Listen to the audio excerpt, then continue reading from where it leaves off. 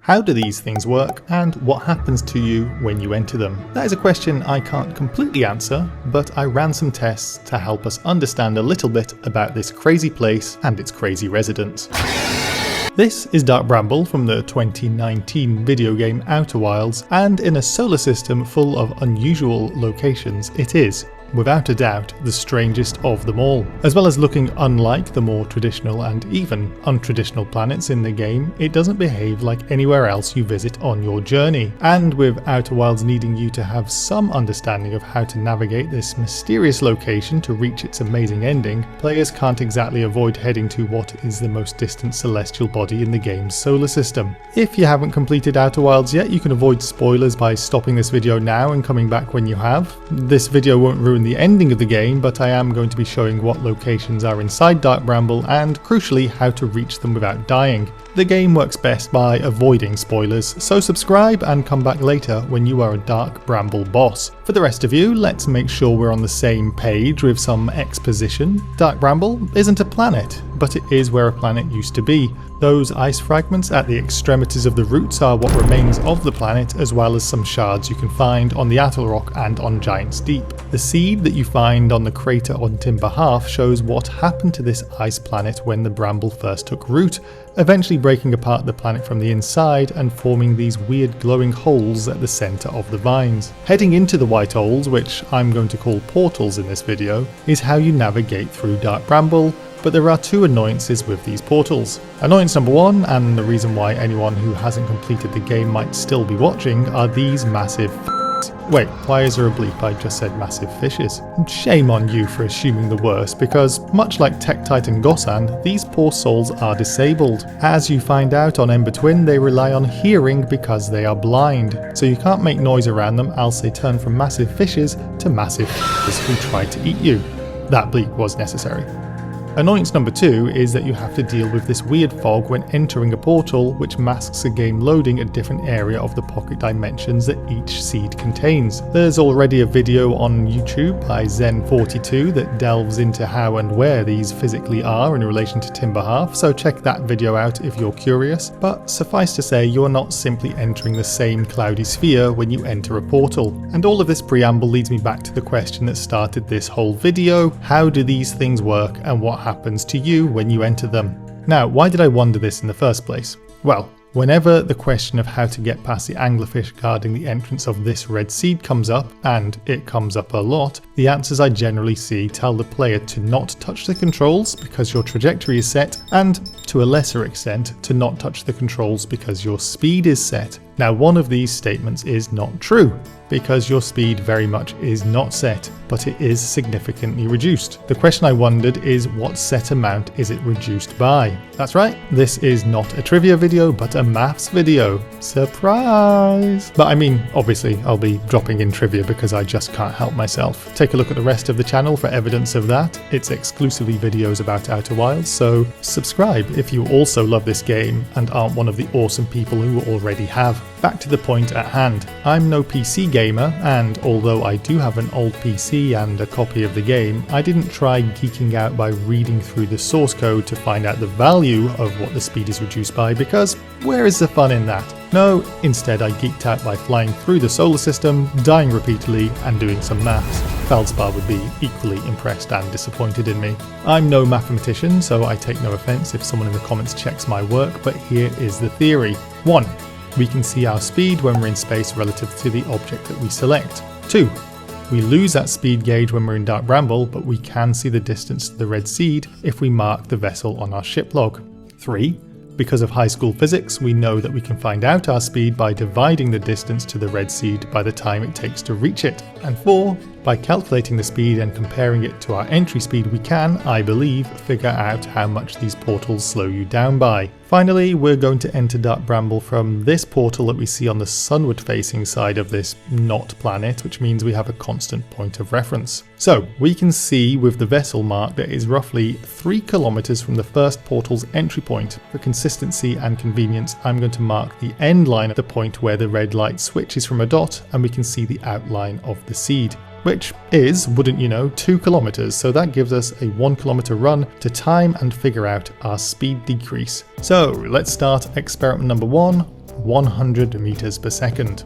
Now, this is the slowest run I tried, so while we wait for the timer to run out, I'll point out that the distance on entry seems to change by up to 500 meters, which pretty much ruins any hopes of accuracy for this experiment, but it is only a bit of fun. Annoyingly, this run briefly showed 3.3 kilometers on entry, but I've also entered and had the HUD say 2.8 kilometers on others. When we enter any portal, there is this moment when some of the dots appear or disappear, and we can know that we're transitioning from one place to another. Fun fact, this also happens whether or not you manage to thread the needle and enter the portal, or if you slam off the sides when going in. I did have my first death in the many hours I've played this game, where the debris of my broken ship hit me after falling through the portal, killing the hatchling. If you didn't ever spot it when you played, there is a free look option marked on the top left of your screen when you're in your ship, which isn't always useful, but it can help when you're killing time gliding past an anglerfish for research. More trivia too is that the anglerfish that we were all so scared of when we first played the game have a very weird hitbox.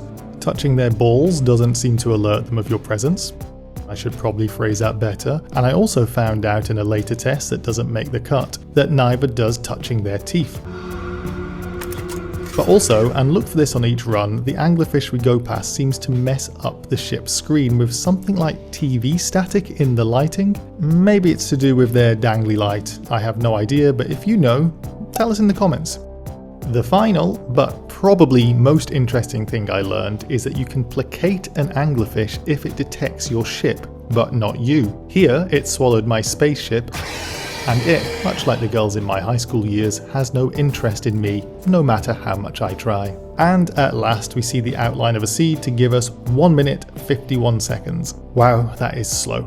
The maths on that gives us 1000 meters divided by 111 seconds to drop us from 100 meters a second to 9 meters per second, a significant reduction down to around 10% of our entry speed. Test number 2, and we're upping the stakes considerably, 5 times as fast at 500 meters a second. Now we're going much faster this time already, but to continually ruin my attempts at science, I saw from the frame before I entered that the ship seems to either slow or the HUD changes the speed as you enter, possibly dropping this to 418 meters per second. Nonetheless, we're almost there already and we'll stop the clock at 24 seconds. So if that's 500 meters per second on entry, we're looking at a drop to 41.5 meters per second for a drop of around 12%. Or going by the 418 meters per second number, we're at 10%. Pretty consistent. And finally, the fastest run I did with any attempt at consistency, I went for a nice clean 1000 meters per second. Again, this dropped considerably to 810 meters per second, but we'll deal with that later because we're already at the anglerfish, and boom, that's a red seed in just 12 seconds. The observant among you will notice that's half of what we had for 500 meters per second, and high school maths puts this at 83 meters per second, or 12% for our nice round number of 1000, or 9.75% if we take that 810 meters per second value. So I think we can call that a definitive 10% of your entry speed when you enter Dark Bramble. Well, maybe not definitive, but I'm calling it 10%. You can, of course, do anything you want, aside from exiting this video without subscribing, of course. So, there you have it, folks. We haven't solved the mystery of Dark Bramble, but we have solved a mystery of Dark Bramble, and that's good enough for me. But can we actually use this to help us? Well, short answer, no. But long answer, no? If you have completed the game and are watching this, then you know there's not really anything that can help us out in this solar system. But quite aptly, for a game about knowledge, this lesson can help us navigate quicker to avoid the anglerfish. The problem with them, aside from needing to see a doctor about their inability to feel anything, is that they are always guarding this portal en route to the vessel, presumably because they're worried about you coming in to touch their balls. But now we know we can 1. Absolutely gun it on entry and make that agonising time waiting go much quicker, and 2. Not have to worry about their ridiculously bad hit zone, even though your entry trajectory will avoid them anyway. Which means that, without stopping off at Ash Twin to truly complete the game, you can, or more specifically I can, reach the vessel from taking off at Timber Half in... I'm no speedrunner, but for a geek with a small YouTube channel that has the best subscribers on the platform, that's pretty good. and I got to make a stupid maths video to unravel a niche mystery about a niche game. Let me know what mysteries of Outer Wilds that you'd like tackled in a future video. I read every single comment. Thank you to everybody for the support. And to answer the question that I didn't even know I had, and maybe neither did you, yes, the anglerfish will still hear you even if you're in your spacesuit and using oxygen as a propellant. But to make Felspar proud again after all of today's maths, I won't let those massive eat me alive. Until next time, be curious on your journey.